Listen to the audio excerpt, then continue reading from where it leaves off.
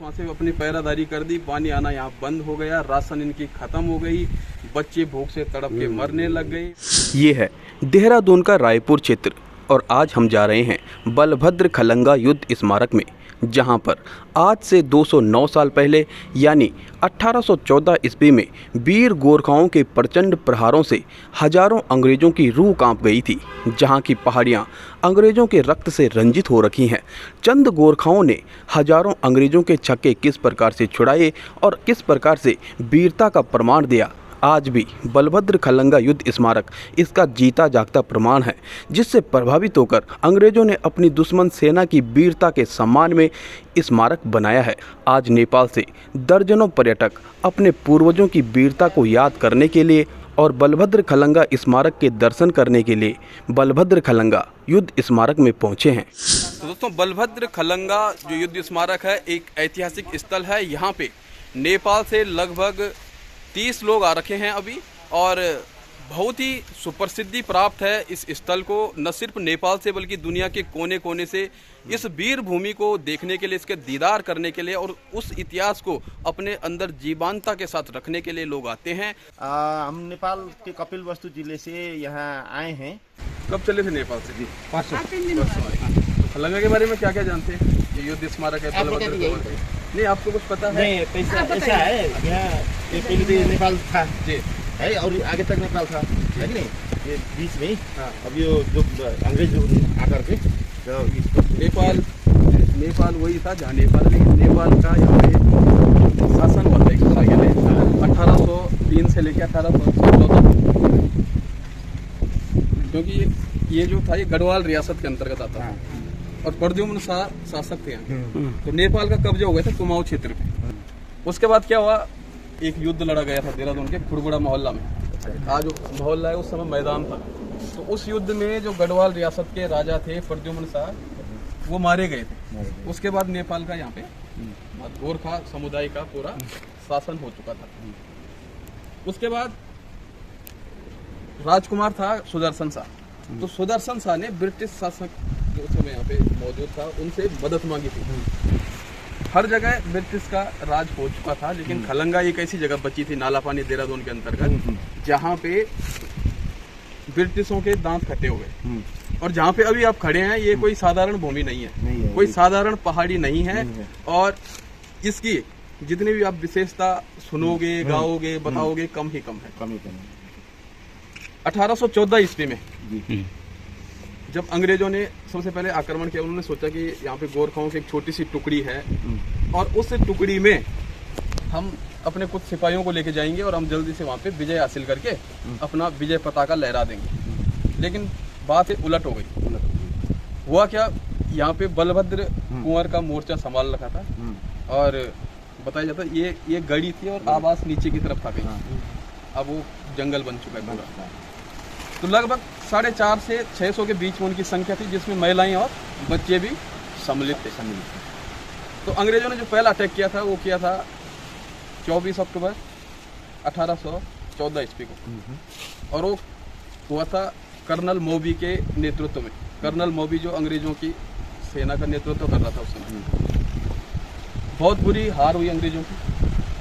गोरखाओं ने अपनी खुंकरियों से, अपने तलवारों से, पत्थरों से, जो नीचे से सेना आ रही थी उनको छक्के छुड़ा दिए। सेकेंड अटैक हुआ फिर 26 अक्टूबर को, उसमें भी हार का मुंह देखना पड़ा। फिर हुआ 31 अक्टूबर 1814 ईस्वी को, उसमें भी अंग्रेजों के दांत खट्टे हुए। फिर 1 नवंबर से 20 नवंबर तक युद्ध विराम का निर्देश दिया गया कि कोई युद्ध नहीं करेगा। अंग्रेजी सेना वापस चली गई और उस समय जनरल गिलेस्पी आए। फिर गिलेस्पी के नेतृत्व में युद्ध लड़ा गया और 6 अलग अलग भागों में सेना को बांटा गया, ब्रिटिश सेना को। उस युद्ध में गिलेस्पी भी मारा गया। और लड़ते लड़ते जब अंग्रेजों ने सोचा कि अब हम सैन्य बल से भी नहीं जीत पा रहे हैं, अत्याधुनिक हथियार लेके आए। उनके पास बहुत अच्छी अच्छी बंदूकें थी, बहुत अच्छी अच्छी तोपें थी। तोप का आप नीचे भी एक प्रमाण देखेंगे, एक पत्थर है वहाँ पे बहुत बड़ा, उस पर जब वो गोला टकराया तो वो 2 फाड़ में ऐसे फट गया। वो बीच में ऐसा लगता है जैसे किसी ने आरी से काटा होगा उसे। दोस्तों, बलभद्र खलंगा युद्ध स्मारक से लगभग 300 मीटर नीचे उतरकर एक विशाल पत्थर है। बताया जाता है कि अंग्रेजों के द्वारा जो तोप का गोला चलाया गया था वो इस पत्थर के ऊपर आकर गिरा था, जिस कारण से इस पत्थर के दो फाड़ हो गए। ये पत्थर दो टुकड़ों में फट गया। आप देख सकते हैं इसका कलर भी बिल्कुल काला हो रखा है और मैं नज़दीक से दिखा रहा हूँ किस प्रकार से इस पत्थर को किसी ने मानो आरी से काटा हो। इसके दो फाड़ हो रखे हैं। आप इससे अनुमान लगा सकते हैं कि अंग्रेजों के द्वारा उस समय किस प्रकार से तोप के गोले बरसाए गए होंगे और इस युद्ध को जीतने के लिए अंग्रेजों ने अपनी कितनी जान लगा दी होगी।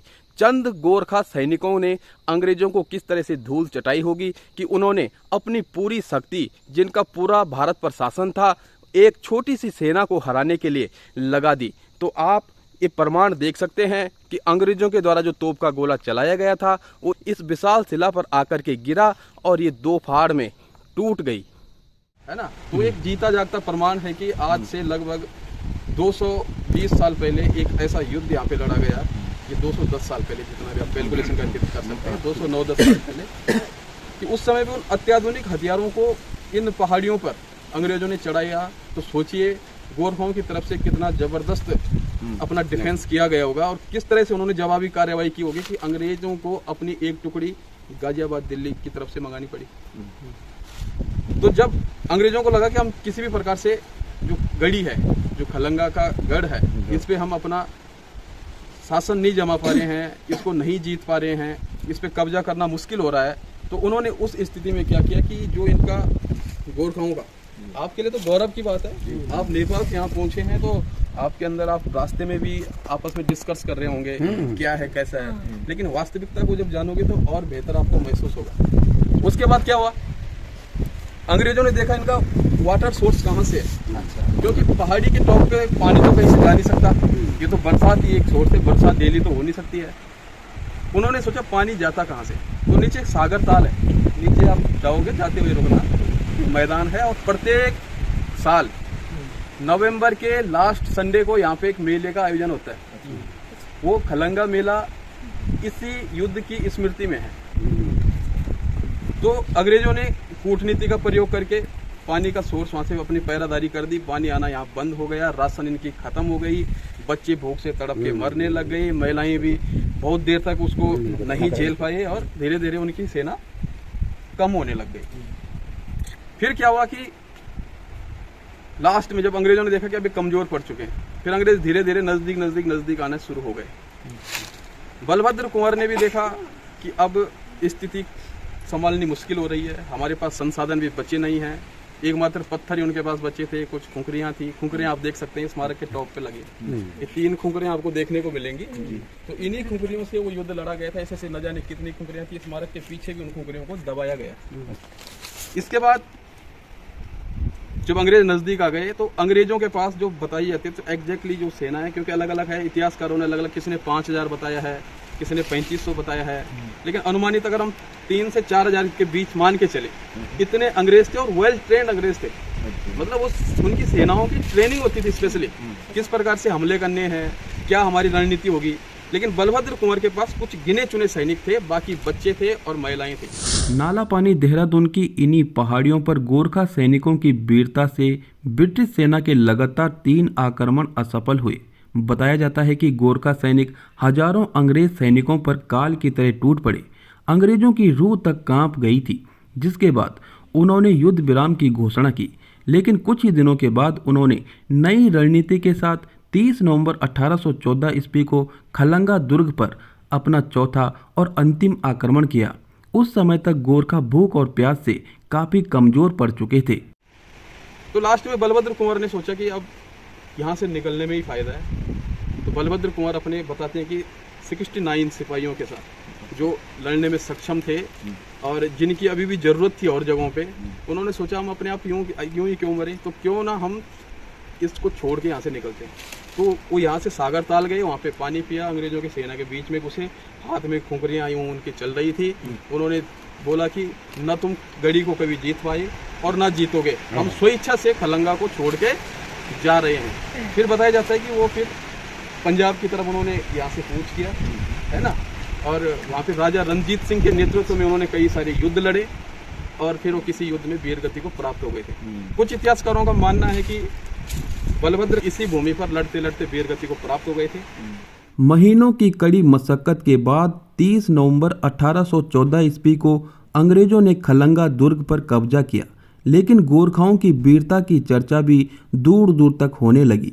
अंग्रेज गोरखाओं की वीरता से काफ़ी प्रभावित हुए और गोरखा रेजिमेंट बनाने का निर्णय लिया। साथ ही साथ गोरखाओं की वीरता के सम्मान में बलभद्र खलंगा युद्ध स्मारक का निर्माण किया गया, जबकि एक अन्य स्थान पर युद्ध में मारे गए अंग्रेज ऑफिसरों के साथ बलभद्र कुंवर का स्मारक भी बनाया गया है। और जहाँ पे अभी आप खड़े हैं ये कोई साधारण भूमि नहीं है, कोई साधारण पहाड़ी नहीं है। और इसकी जितनी भी आप विशेषता सुनोगे, गाओगे, बताओगे, कम ही कम है। हम नेपाल के कपिलवस्तु जिले से यहाँ आए हैं। सिद्धार्थ सामाजिक विकास केंद्र और वहाँ की बाड़गंगा नगर पालिका के जनप्रतिनिधि लोग यहाँ आए हैं। विशेष करके हम लोगों का ऐतिहासिक क्षेत्र, हमारा पूर्वजों का ये क्षेत्र है। हमारे ये गर्व की बात भी है, हम लोग हमारे पूर्वजों का जो योगदान रहा हुआ है वहाँ आकर के हम लोग यहाँ एक गौरवान्वित हुए हैं और इस भूमि को हम लोग नमन करना चाहते हैं। और इस भूमि के योगदान जो किए हैं हमारे पूर्वजों ने, उनका जो योगदान है उनके योगदान को भी नमन करना चाहता हूँ। और इससे ई भूमि से हम लोग जितने भी अभी चाहे भारतीय हो, चाहे नेपाली हो, चाहे दुनिया का कहीं का भी रहने वाला है, अपने मातृभूमि को किस तरह से सम्मान करना चाहिए, किस तरह से इसका संरक्षण करना चाहिए और उसको किस तरह से मतलब उसको अच्छे तरह से का संरक्षण करना चाहिए, ये जगह से सीखने का जगह है। इसलिए वो सीखने के लिए जो भी आ सकते हैं और यहाँ का इतिहास एकदम दमदार इतिहास है, वही इतिहास से और सीख करके अपने भूमि को उस तरह से आगे बढ़ना चाहिए, यही मेरा कहना है। अच्छा।